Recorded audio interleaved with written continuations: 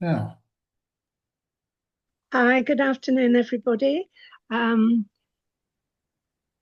this is the first of our early Kabbalat Shabbat, so welcome. And we're going to get going with a talk by Rachelle, and then Stuart will be leading on Kabbalat Shabbat for us. So over to you, Rachelle.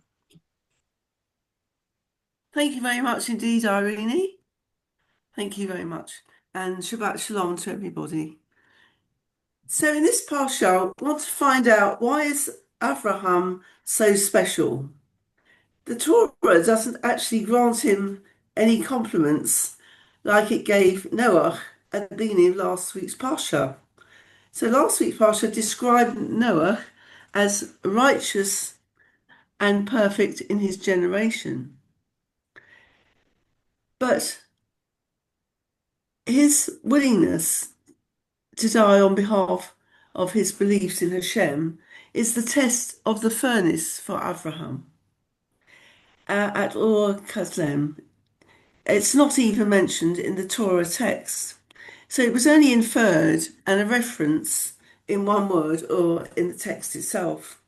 So why is it that Abraham, the father of many nations and generations, and the spiritual ancestor and guide to so many millions in the world, even 35 centuries after his death? So the rabbis of Mishnah Avot have long ago provided the answer to these questions, that it was Abraham was sorely tested by life and Hashem 10 times, and he rose greater each time from the experience. So in the art scroll, it says, according to Rambam, the trials were meant to display to the world how a great man obeys Hashem, and the outcome was never in doubt to Hashem because he knows that the person being tested will persevere. But as we know, the remarkable quality of the Jewish people is not necessarily scholarship and a contribution to the betterment of humanity as much as its resilience. And this resilience is seen in Abraham in his life. At times, his own resilience is tested, but he never loses faith. His hopes for humanity and his loyalty to the values have guided his life away, which survive all of his experiences.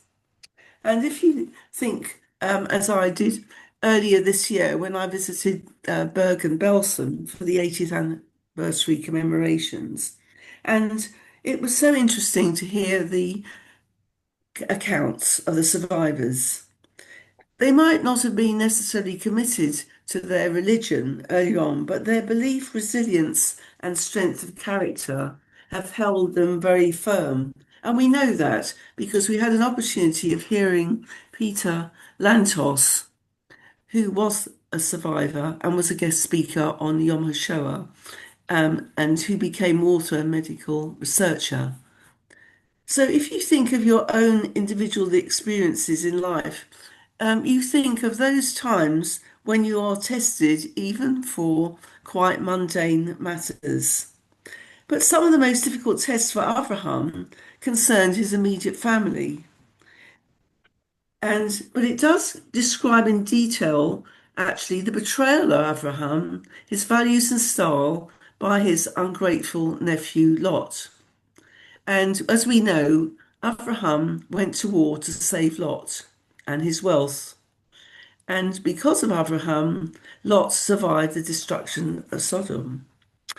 Abraham's son Ishmael was not good, but Abraham loved to see him, and Ishmael repented and returned.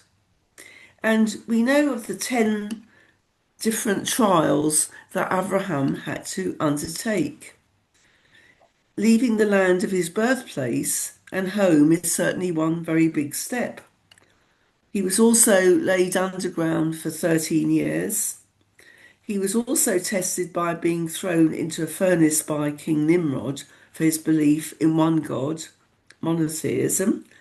Of course, the famine in Canaan forced him to leave for Mitzrayim Pharaoh's soldiers took Sarah. Abraham battled to rescue his nephew, as we just explained, and because four kings had captured him, and Abraham took Hagar to bear a child, which caused family strife. And if you recall that Abraham was 99 years old when he was commanded to circumcise himself and his household. King Abimelech took Sarah, testing Abraham. Hashem commanded Abraham to send Hagar and Ishmael away, which was very difficult, and the Akedah binding of Isaac was the most difficult.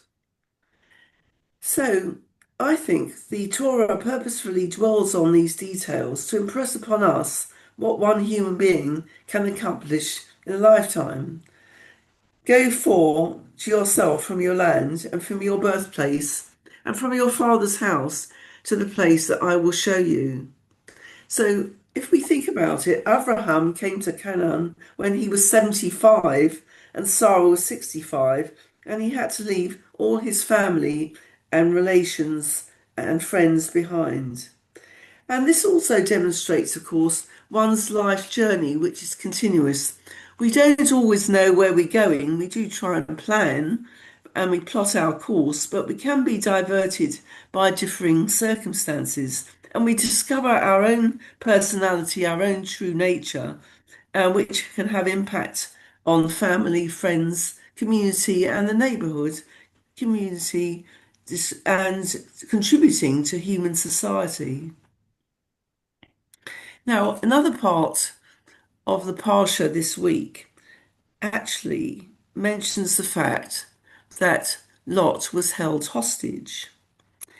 And this is quite interesting, is the fact that it said that 318 men were in Abraham's household, were detailed to rescue him. However, as Lee will probably know better than I do, the gematria for Eliezer is 318, and that is actually his name, and it was probably just him. And what we want to think about as well, as we know the hostages have been released, and one of the particular I wanted to mention actually today was Alon Ohel, who plays the piano, and he was featured on Israeli TV last week. He was wounded by shrapnel, and I believe he's possibly lost the sight of one eye. He grew up in Lavon in the Upper Galilee, and he studied classical and jazz piano, and he was going to start at the Ramon School of Music after returning from Asia when he was captured in that terrible, tragic time on the 7th of October. And he was actually released on the 13th of October, and he's going to be studying contemporary music. So whilst he was held in captivity, his parents put a piano in Hostage Square, and also I understand that 30 other yellow pianos were placed worldwide. So for him and for everyone else, each one can achieve a tremendous amount, but we hope that the hostages that have now been released go on to have really better lives and can succeed in what they wanted to do. So Shabbat Shalom to everybody. Thank you. Thank you very much. If I can just add something to that, Rachelle. The piano in Hostage Square has a queue of people waiting to play it. Oh, marvellous. Yeah, that's fantastic, actually. Yeah. Thanks so much, Rachelle. That was Thank really you very much. Yeah. And now we go over to